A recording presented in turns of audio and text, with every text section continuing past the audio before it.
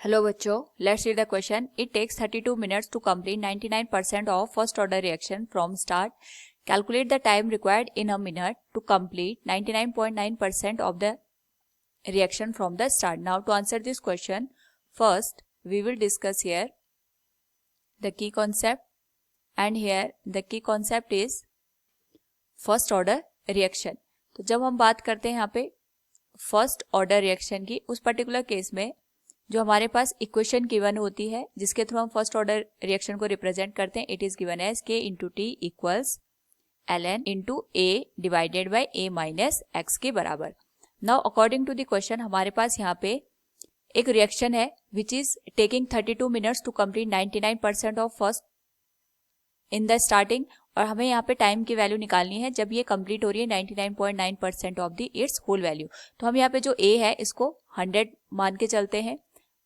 तो इस केस में अगर हम फर्स्ट केस कंसिडर करें तो फर्स्ट केस के लिए हमारे पास जो टाइम की वैल्यू दे रखी है it is given as 32 minutes. तो यहाँ पे अगर हम इसको इक्वेशन में पुट करें it can be written as k into 32 equals ln a की वैल्यू हो जाएगी 100 डिवाइडेड बाई 100 माइनस x के बराबर. तो x की जो वैल्यू है जब फर्स्ट हमारे पास यहाँ पे टाइम दे रखा है that is 32 minutes, it is given as 99%.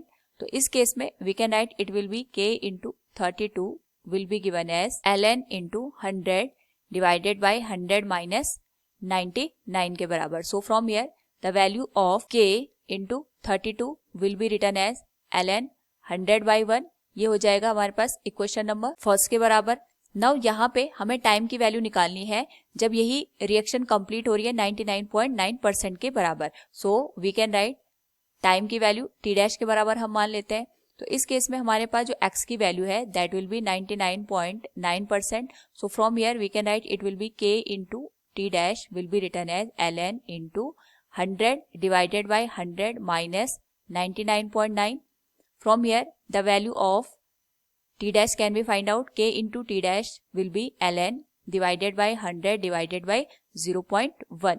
और इसी वैल्यू को हम यहाँ पे थोड़ा सिंप्लीफाई करके लिख सकते हैं. It will be k into t dash will be ln into 1000 के बराबर. This will be equation number second. हमें यहाँ पे t dash की वैल्यू निकालनी है तो हम दोनों इक्वेशन को यहाँ पे डिवाइड कर देते हैं. Equation 2 will be divided by equation first. तो यहाँ से जो वैल्यू निकल के आएगी it will be k into t dash divided by k into t will be given as ln 1000 divided by ln 100 के.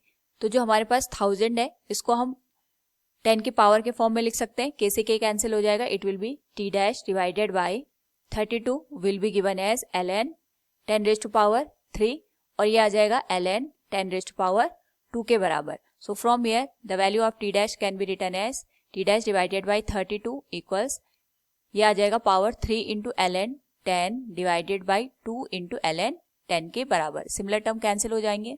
सो from here the value of t dash can be written as 3/2 into 32. ये आ जाएगा 2 से cancel होने के बाद 16 के बराबर. And the value of t dash can be written as 48 minutes.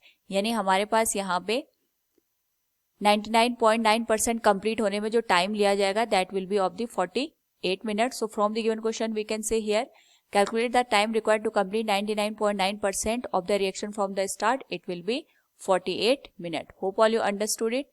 Thank you and best of luck.